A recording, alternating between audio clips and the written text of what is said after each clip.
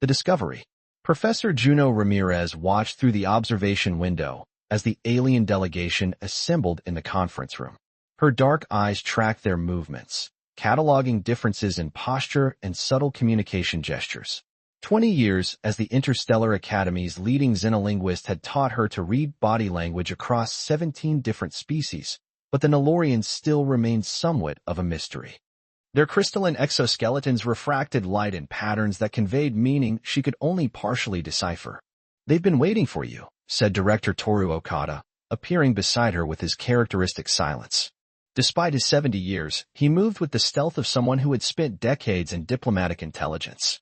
"I'm aware," Juno replied, still studying the aliens. "I'm more concerned with why they requested me specifically." Toru handed her a data tablet. "They found something. Something big enough to dispatch their highest-ranking archaeologist across 3 galactic arms." Juno scanned the preliminary report, her expression shifting from curiosity to disbelief. "Earth archives? That's impossible. Our ancestral records were destroyed in the cataclysm. Everyone knows that." "Apparently not all of them," Toru replied. "The Nalorians discovered a hermetically sealed vault during an excavation on Proxima Centauri b. Carbon dating puts it at approximately 3,000 years old. Pre-Exodus," Juno whispered. "The period before humanity's forced abandonment of Earth remained largely a mystery, with only fragments of knowledge surviving the journey to the stars." "There's more," Toru said, his voice dropping lower. "The archives are written in a language that officially went extinct 12,000 years ago, before humans achieved spaceflight." Juno finally turned to look at him. "That's not possible." "Tell that to the Nalorians. They've brought samples." With a deep breath, Juno straightened her formal uniform and entered the conference room. 5 Nalorians rose to greet her, their crystalline bodies chiming softly as they moved. "Professor Ramirez," said the tallest one, Chief Archaeologist Veldrix. His translator module converted his harmonic speech into clear standard. "We appreciate your promptness." "Chief Veldrix," Juno nodded respectfully. "I understand you've made an unusual discovery regarding my species' history." "Unusual would be an understatement," Veldrix replied, gesturing to a secured container on the table. "What we have found challenges everything we thought we knew about humanity's early interstellar relations."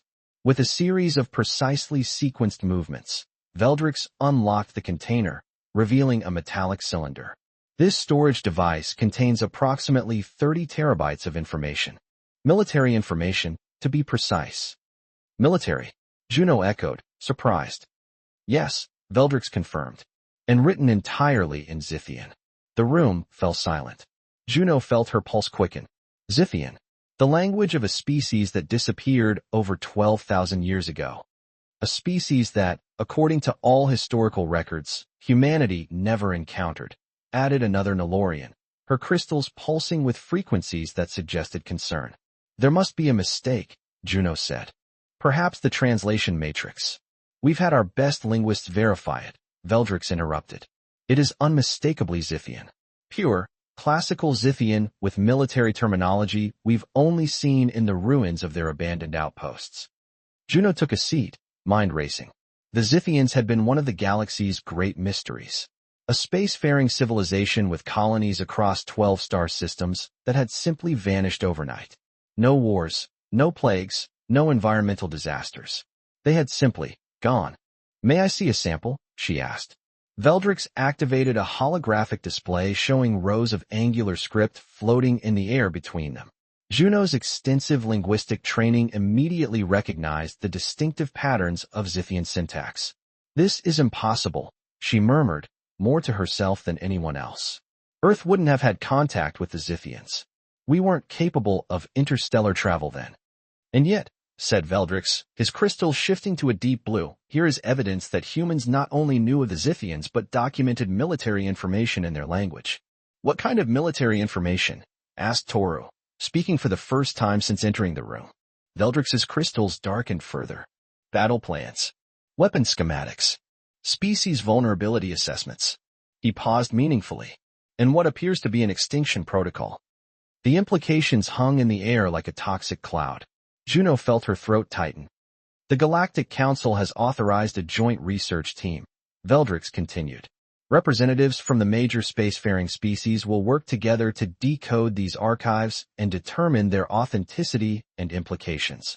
You're suggesting my ancestors might have been responsible for the Zithians' disappearance, Juno said flatly. Based on archives that shouldn't exist, in a language humans shouldn't have known. We are merely following the evidence, Professor, Veldrix replied.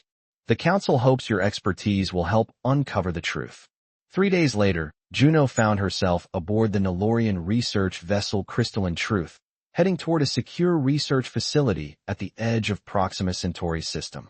The joint team consisted of 12 researchers, 2 humans, 2 Nilorians, 2 Vorn, reptilian information specialists, 2 Eridani, gaseous entities known for their pattern recognition, 2 Mechari, silicon-based mathematicians, and 2 Delosians, whose organic technology expertise remained unmatched.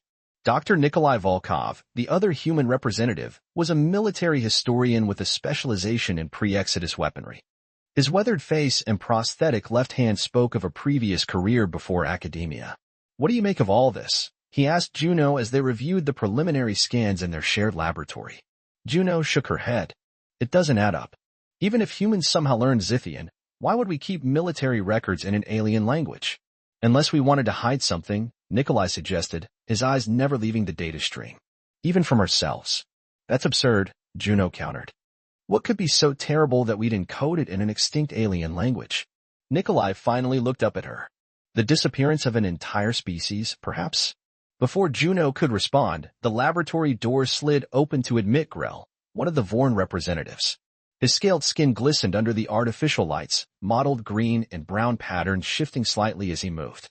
We've completed the initial structural analysis, he announced, his forked tongue flicking occasionally between words. The archives appear to be organized chronologically, spanning approximately 50 Earth years. Which years? Asked Nikolai. According to our conversion of the timestamps, from your Earth calendar years 2035 to 2085. Juno frowned. That's the period leading up to the resource wars. Before the cataclysm, but after first contact with the Mechari. Yes, agreed Grell. Which makes the presence of Zithian even more perplexing. Humanity's first documented encounter with evidence of the Zithians wasn't until nearly 300 years later. Unless the documentation is wrong, Nikolai murmured. History is written by the survivors, after all. The research team gathered in the central chamber as the sealed archives were prepared for full extraction. The cylindrical container had been placed within a quantum isolation field to prevent any data corruption or potential security threats. Technician Pell, one of the Delosians, interfaced directly with the equipment through the neural filaments extending from her forearms. Her species' organic technology allowed for intuitive manipulation of even the most alien systems. The encryption is unusual, she reported, her large, multifaceted eyes blinking in rapid succession. It appears to use a quantum key based on Zithian mathematical principles, but with some elements I don't recognize. Can you break it? Asked Chief Veldrix. Not break, Pell corrected. But I believe I can interface with it using the Zithian linguistic parameters loaded into our system. As the team watched in tense silence, holographic displays around the chamber flickered to life, filling with streams of Zithian text and diagrams. Juno moved closer, her trained eyes scanning the information faster than the translation algorithms could process it. These aren't just military records, she said, her voice tight with disbelief. These are first-person accounts. Field reports. Communications logs. She turned to face the others. This suggests direct contact between humans and Zithians. Impossible, stated Mrith, one of the Eridani, their gaseous form swirling with agitation. The technological disparity would have been insurmountable. Pre-spaceflight humans could not have directly engaged with Zithians. Unless the Zithians came to Earth, Nikolai suggested quietly. The chamber fell silent as the implications settled over them. There, Juno pointed to a section of text. That symbol sequence indicates classified status. Highest level. The section heading translates roughly to Operation Silent Fall. As Pell accessed the indicated files, the holographic display shifted to show detailed schematics of what appeared to be weapon systems, alongside genetic coding sequences. Biological weapons, Nikolai identified immediately.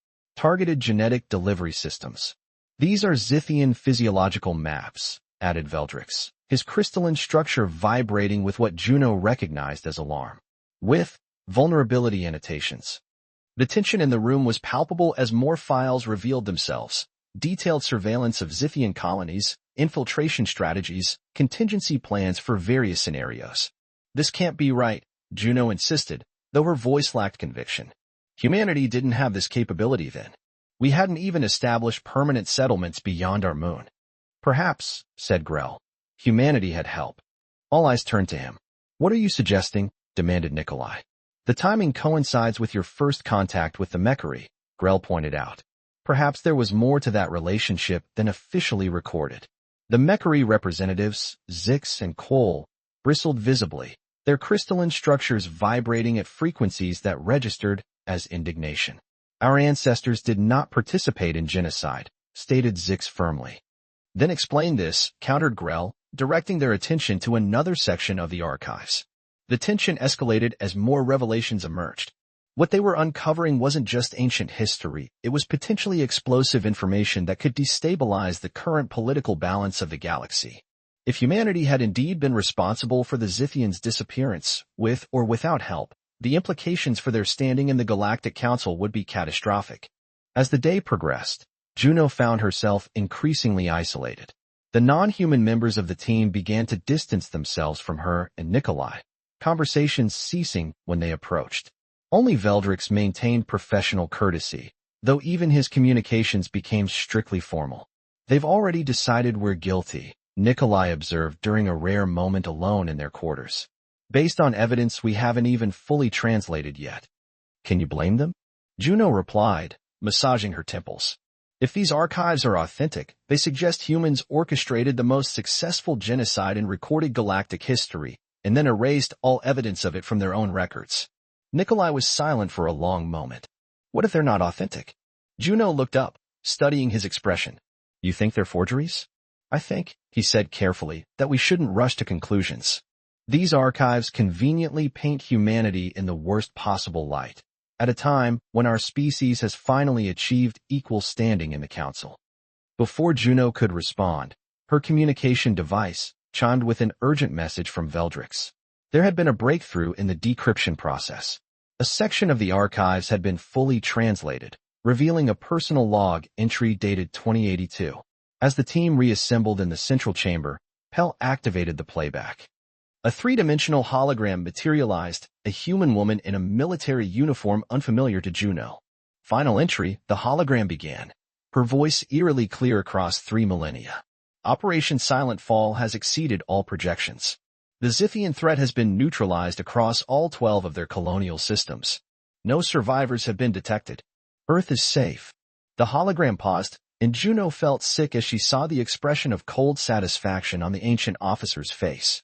For posterity, the woman continued, let the record show that this action was necessary and justified. The Zithian infiltration of our governments had progressed too far. Their plans for humanity were. She shuddered visibly. We had no choice but to strike first. The survival of our species depended on it. The hologram flickered and disappeared, leaving the research team in stunned silence.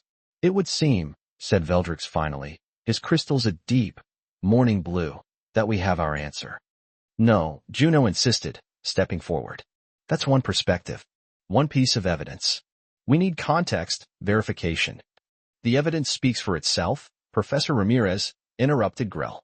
Humans discovered the Zithians, perceived them as a threat, and annihilated them, then erased this chapter from their own history. As arguments erupted around her, Juno stood frozen, her linguist's mind fixating on one detail no one else seemed to notice, a subtle inconsistency in the hologram's speech patterns that didn't match any known human dialect from that era. Something wasn't right with these archives, and she was determined to find out what. The truth unveiled. Professor Juno Ramirez spent the next 3 days in near isolation, poring over the hologram recordings. While the rest of the research team proceeded with decrypting additional sections of the archive, she focused obsessively on the linguistic anomalies she detected. Something about the speech patterns of the military officer in the recording nagged at her professional instincts. You're avoiding the main research, Nikolai observed, entering her private workstation with 2 steaming cups of synthetic coffee. The dark circles under his eyes suggested he hadn't been sleeping well either. I'm following a hunch, Juno replied, accepting the cup gratefully. The woman in that recording, Her speech doesn't match documented 21st century linguistic patterns. Nikolai settled into the chair beside her. You think the recording is fake? Not fake exactly, but modified perhaps. She pulled up a spectrum analysis of the audio. Look at these stress patterns in the consonants. And these vowel shifts. They're off. Subtly wrong. Could be regional variations, Nikolai suggested. Not all dialects from that period were well documented, especially after the resource wars. True, but Juno stopped mid-sentence as her terminal chimed with an alert. Chief archaeologist Veldrix had called an emergency meeting of the research team. They found something else, Nikolai said grimly. When they arrived at the central chamber, the atmosphere was tense. The non-human researchers clustered together on one side of the room, while Veldrix stood alone near the holographic display.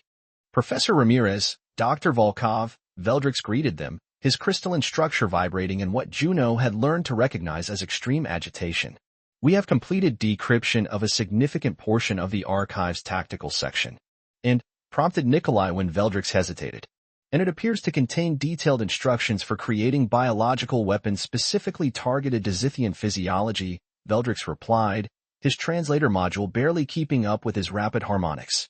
Not theoretical weapons, tested, verified bioweapons with 99.8% mortality rates. The accusations came quickly after that. The Vorn representatives demanded immediate sanctions against humanity. The Eridani suggested quarantine of all human settlements pending further investigation. Only the Telosians remained neutral, pointing out logical inconsistencies in the timeline. These archives suggest a level of biological expertise that humanity simply didn't possess in the 21st century, argued technician Pell, her neural filaments twitching with agitation.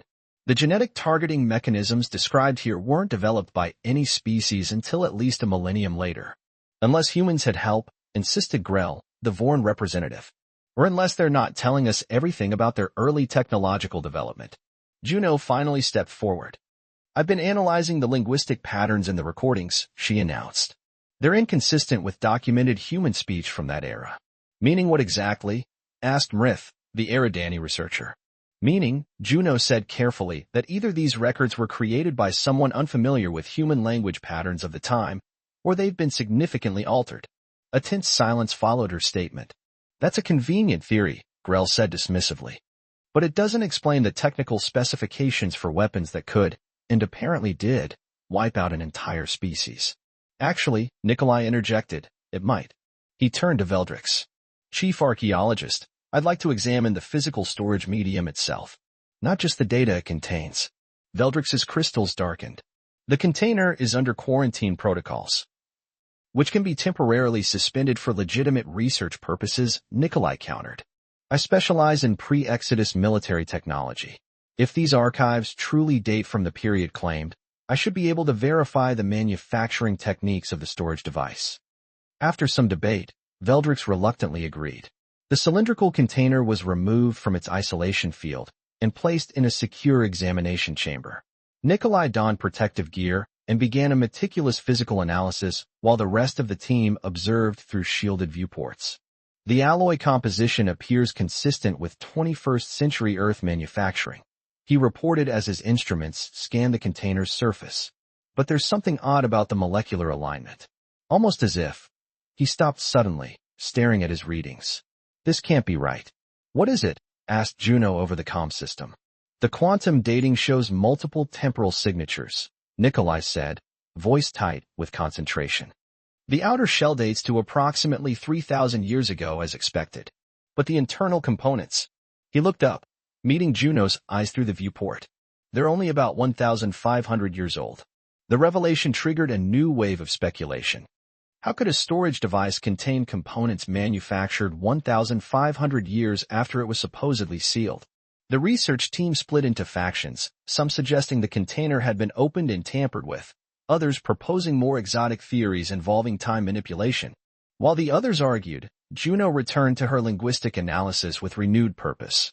If the physical evidence suggested tampering, perhaps the linguistic anomalies could provide clues to who was responsible. She fed all the speech samples from the archive into a specialized algorithm she'd developed for her xenolinguistic research, designed to identify subtle patterns that might escape human notice. Hours later, as the ship's artificial night cycle began, Her terminal pinged with results. What she saw made her breath catch. "Commander Veldrix," she called over the ship's communication system. "I need everyone in the central chamber immediately. I found something critical." When the team assembled, Juno stood before the main display, her expression grim but determined. "I've completed a comprehensive analysis of all speech patterns in the archive recordings," she began. "The results are unexpected." She activated the display, showing complex linguistic mapping diagrams. "These patterns don't match 21st century human speech, or any documented human dialect throughout our history." "What are you suggesting?" asked Zix, the Mechari representative. "I'm suggesting these recordings weren't made by humans at all," Juno replied. "The speech patterns contain subtle subharmonics and stress placements that are physically impossible for human vocal anatomy." She highlighted sections of the analysis. "These particular patterns occur in only one known species communication." She paused, meeting Veldrix's gaze directly. "Zithian." The accusation hung in the air like a plasma charge ready to detonate. "That's absurd," Grell hissed, scales bristling. "The Zithians disappeared 12,000 years ago." "Did they?" Juno challenged. "Or is that what someone wanted the galaxy to believe?" Nikolai stepped forward, joining her at the display. "The container's internal components date to approximately 10,500 years ago, 1,500 years after the supposed extinction of the Zithians." "You're suggesting the Zithians faked their own extinction?" Veldrix asked, his crystalline structure vibrating with frequencies Juno couldn't interpret. "And framed humanity for it," Nikolai added, "creating these archives as evidence to be discovered later, when humans had achieved sufficient galactic standing to make their downfall meaningful." The chamber erupted in chaotic discussion. The implications were staggering, not just for the current investigation, but for thousands of years of accepted galactic history. "But why?" asked Pell, the Telosian technician. "Why would an advanced civilization fake its own extinction and construct such elaborate evidence against another species?" "I have a theory," Juno said, bringing up another display showing a galactic map. "Computer, highlight all former Zithian territories." 12 star systems illuminated across one sector of the map. "Now overlay current territorial claims." The map shifted, showing how the formerly Zithian territories had been divided among other species over the millennia. "Now project human territorial expansion over the next century, based on current treaties and colonization rates." A spreading network of human-controlled systems appeared, gradually expanding toward, and eventually encompassing much of the former Zithian territory. "They saw us coming," Juno said quietly. Somehow, 12,000 years ago, the Zithians predicted human expansion patterns with remarkable accuracy. They foresaw humanity becoming a major galactic power, one that would eventually reclaim their space. "So they disappeared," Nikolai continued, "leaving behind a time bomb of evidence designed to destroy human credibility and standing in the galactic community just as we reached the former Zithian territories." "That's preposterous," objected Grell. "No species could predict expansion patterns with such precision over such vast timescales." "Unless," suggested Mrith, the Eridani researcher, their gaseous forms swirling thoughtfully, "they possessed predictive technologies far beyond what we currently understand." "Or unless they never left," Juno said, voicing the thought that had been forming in her mind. "What if the Zithians didn't disappear at all? What if they simply changed?" A heavy silence fell over the chamber. "Changed how?" asked Veldrix finally. "There are rumors," Nikolai said carefully, "of species that achieved evolutionary transcendence. Entities that evolved beyond physical form, becoming something else." "Myths and legends," dismissed Grell. "Perhaps," agreed Juno. "But consider this. A species advanced enough to transcend physical form might still maintain interest in the material universe. Might still consider certain territories theirs even after abandoning traditional existence. And might view emerging spacefaring species as threats to those claims," added Nikolai. The implications spread through the room like a shockwave. If the Zithians had indeed transcended physical form but remained present in some way, monitoring galactic developments over millennia, then the archives weren't just a frame-up. They were part of an active, ongoing operation by an unimaginably ancient intelligence. "We need to verify this theory," Veldrix said after a long pause. "If what you're suggesting is true, Professor Ramirez, the implications extend far beyond human-Zithian relations." "I know how we can prove it," Juno replied, her mind racing ahead. The recordings contain quantum entanglement signatures. If the Zithians truly transcended to an energy-based or non-corporeal existence, those signatures would contain traces of their transformed state. The next 12 hours were a blur of intense analysis. Juno worked alongside Pell and the Mechari representatives, delving deep into the quantum structure of the archived data while Nikolai and Veldrix continued examining the physical container. The Vorn representatives, still skeptical, conducted their own parallel investigation into historical records of the Zithian disappearance. When they reassembled, exhaustion had taken its toll on all of them, but excitement vibrated through the chamber nonetheless.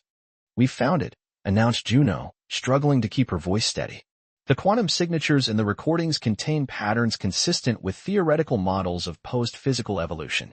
And the container itself shows evidence of manipulation by fields that don't correspond to any known technology, added Nikolai, almost as if it was assembled by thought alone. Most telling of all, said Six, the Mechari mathematician, is that these manipulations occur at intervals of precisely 1,331 years. A significant number in Zithian mathematics that corresponds to their concept of cosmic cycles. So the Zithians evolved beyond physical form, summarized Veldrix, but maintained interest in their former territories. They observed humanity's development, predicted our eventual expansion into their space, and created false evidence to discredit us when the time came. Precisely, confirmed Juno. And I suspect they're watching us right now, through quantum entanglement links embedded in these very archives. As if in response to her words, the holographic displays throughout the chamber flickered simultaneously. For a brief instant, Juno thought she saw patterns forming not random distortion, but deliberate shapes that almost coalesced into recognizable forms before vanishing. "I believe," said Mrith slowly, "that we have attracted attention."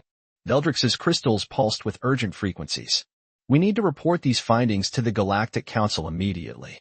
If the Zithians still exist in some transcended form and are actively manipulating interspecies relations, this represents a security threat to all corporeal civilizations." "Not just a security threat," Juno countered. "An opportunity, if we can establish communication with them." The ship's emergency alarms suddenly blared to life, cutting her off mid-sentence. Red warning lights bathed the chamber as the vessel's AI announced. "Warning, quantum fluctuation detected in central research chamber. Unknown energy signature manifesting." Before their eyes, the air in the center of the room began to shimmer and distort. Light bent in impossible ways as something, or someone, began to take shape. "Evacuation protocols," ordered Veldrix, but no one moved. They were all transfixed by the manifestation occurring before them. The form that appeared was vaguely humanoid but composed entirely of shifting light patterns that seemed to exist in more dimensions than the three perceivable by most beings present. It pulsed with colors beyond the visible spectrum, causing the ship's sensors to emit warning chirps as they struggled to process what they were detecting. When it spoke, the voice seemed to bypass their ears entirely, resonating directly within their minds. "Your analysis is impressive," it said, the concepts flowing into their consciousness with perfect clarity despite linguistic differences. "Few have discerned our continued existence." "You are Zithian," stated Juno, stepping forward despite Nikolai's warning hand on her arm. "We were," the entity acknowledged. "Now we are, more. And less. Physical constraints no longer apply, but certain attachments remain. Including territorial claims," Nikolai said boldly. The entity's light pattern shifted in what might have been amusement. "Territory is an irrelevant concept to us now. Your interpretation of our intentions is flawed by your limited perspective. Then why create false evidence against humanity?" demanded Juno. "Why try to frame us for your supposed extinction?" The entity seemed to consider this. "Not false evidence. A test. One your species has now passed." Confusion rippled through the assembled researchers. "A test?" repeated Veldrix. "All emerging species are tested before being permitted to expand into spaces we once occupied," explained the entity. "Those spaces contain remnants, technologies, knowledge, things too dangerous to leave unguarded. So you fabricated archives suggesting humanity committed genocide against your species," Juno summarized, "to see how we would react when confronted with such evidence." "Yes. Those who accept such findings without question, who rush to judgment and condemnation, demonstrate a tendency toward conflict that makes them unsuitable guardians of what we left behind. And those who question? Who seek deeper truths? Asked Nikolai. They show potential, the entity replied. Potential to understand that reality is rarely what it seems, that truth requires persistent questioning, and that appearances can be deceptive, all qualities needed to safely interact with what awaits in our former domains. The implications washed over Juno. Not just a test of humanity, but of all the species represented on the research team. A test of their collective ability to move beyond superficial evidence and seek deeper understanding.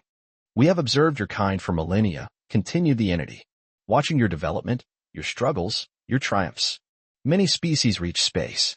Few develop the wisdom to use it well. And humanity? Asked Juno. Have we passed your test? The entity's form pulsed with shifting patterns. You, Professor Ramirez, questioned what others accepted. You sought truth beyond appearance. Others, its attention seemed to shift briefly toward Grell and the other skeptical team members, were quick to condemn based on limited evidence. The test continues, the entity concluded. Not just for humanity, but for all physical species who would explore the cosmos. Remember this encounter when you report to your council.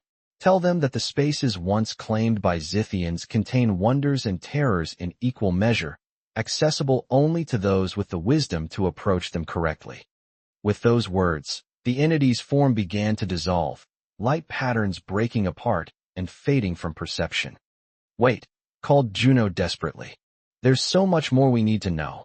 But the entity was already gone, leaving behind only a faint resonance in the quantum field and a research team forever changed by what they had witnessed. In the silence that followed, Veldrix approached Juno. His crystalline structure had shifted to colors she had never seen him display before. It would seem, he said quietly, that your species has been vindicated, and all of ours have been challenged. Juno nodded slowly, her mind still processing the encounter. Not vindicated exactly. Tested. And the test isn't over. What happens now? Asked Nikolai, joining them. Now, said Juno, looking around at the diverse research team that had nearly fractured under suspicion but now stood united in awe. We report what we've learned. Not just about humanity's innocence, but about what awaits us all in the former Zithian territories. And what do you think that is, Professor? Asked Pell, her neural filaments still quivering from the encounter. Juno smiled faintly. Knowledge. Evolution. Perhaps even transcendence. But only if we're wise enough to approach it correctly.